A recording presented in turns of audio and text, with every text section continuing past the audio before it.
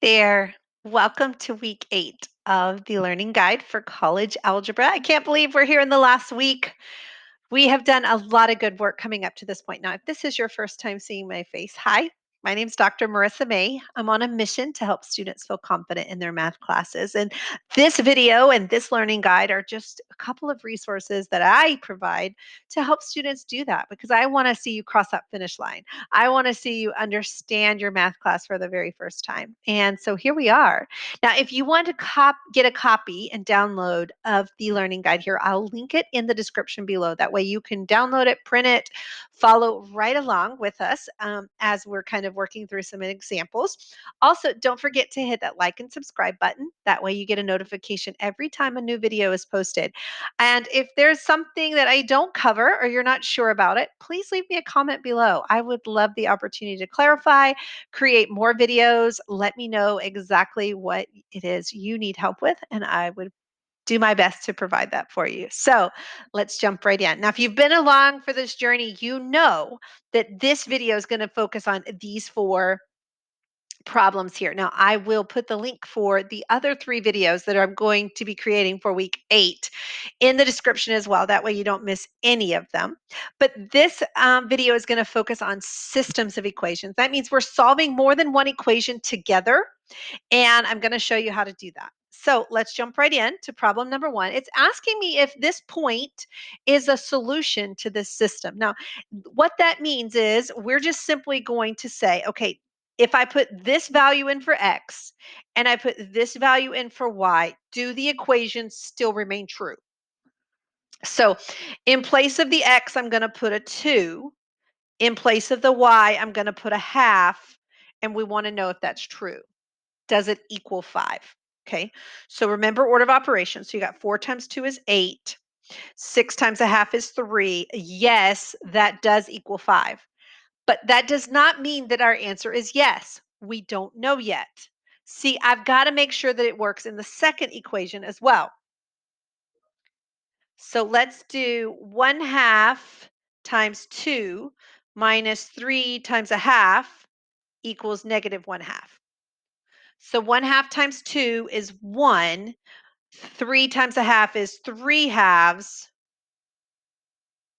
And so 1 minus 3 halves does equal negative 1/2.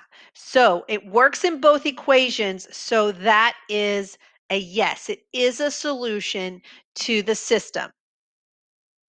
Okay, let's take a look then at problem number 2. Now you'll notice now we have 3 variables, but we're going to solve it the same way. We're still trying to see if this point, x, y, z, satisfies all 3 of these equations.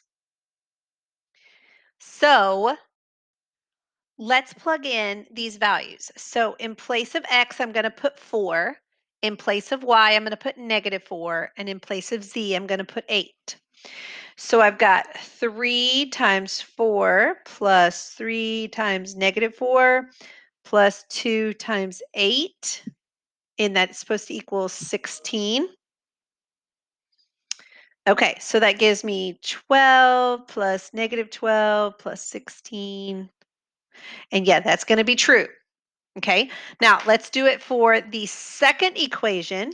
So I've got x minus y minus z. So I've got 4 minus negative 4 minus 8 equals 0.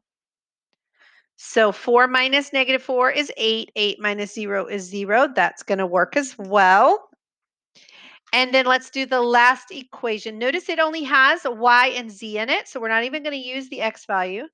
So I got 5 times negative 4 minus 2 times 8 equals negative 36.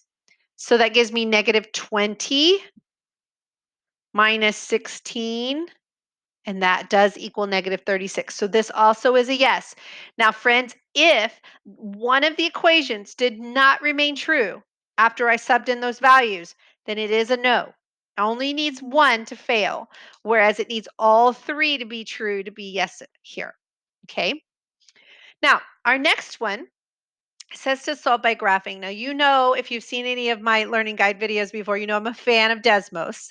So we are going to use the Desmos graphing calculator. I'm going to switch our view here so we can see Desmos.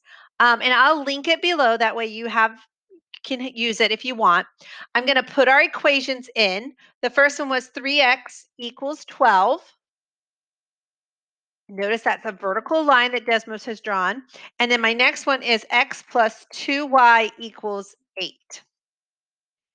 And we are looking for the intersection here. Now, what I want you to do on your learning guide is just draw a sketch of what you see Desmos doing. So you have a vertical line here, and then you have another line here, and then you have this point. What we are looking for is that point of intersection. The good thing about Desmos is it does all the heavy lifting for you to find that. You just need to hover, and you cannot see that. So let me move my picture so that you can. You'll notice when I hover over that, Desmos tells me that value is 4, 2. And friends, that is my solution here. So I'm going to move myself out of the way again. And that is how we will use the Desmos graphing calculator, is to find that solutions. Now you've got to do all of the brain power to get it put into Desmos correctly. You've got to know that you got to look for that intersection. But like I said, Desmos will do the heavy lifting for us. Now the last one is a little bit different, because again, I'm going to use a Desmos calculator, but I'm going to use the Desmos matrix calculator. It's a little different. Okay. So let me show you how you put in this equation into the matrix calculator. Well, the thing about a matrix is you're going to take all of the coefficients out. You are not going to take any of the variables, but you have to watch your signs. So if I take all of the variables out and just leave the numbers, this equation would look like this: 1, -1, -1, 3. And I want you to see where I got that. 1, -1, -1, 3. Okay. Second row, do it the same way. 3, 7, 1, 3. Now notice my variables are in order, alphabetical order. Okay. So it makes a big difference. Because when I come to the third row, notice the variable z is missing. It's missing because it has a 0 in front of it. So I will have to put a 0 in place for the z. Okay, so you're going, okay, what am I going to do with that? I'm glad you asked. So I'm going to use the Desmos matrix calculator, and I am going to link it below for you. The beauty of the matrix calculator is that you just have to enter it. So let's tell it what we have. We're going to do a new matrix. And notice that they gave me 2 rows and 2 columns, but I want you to see we have 3 rows and 4 columns. So we need 3 rows and 4 columns. You see how you just use those plus there.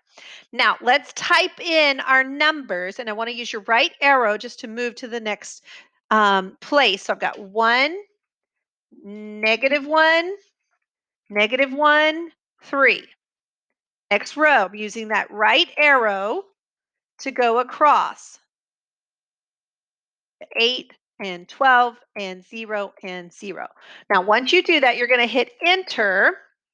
So that means that the matrix calculator will store it for you. And you're going to use your next piece is this RREF. Stands for row echelon form. RREF, and you have to tell it you want it to do it of matrix A. Row echelon form tells us that we want to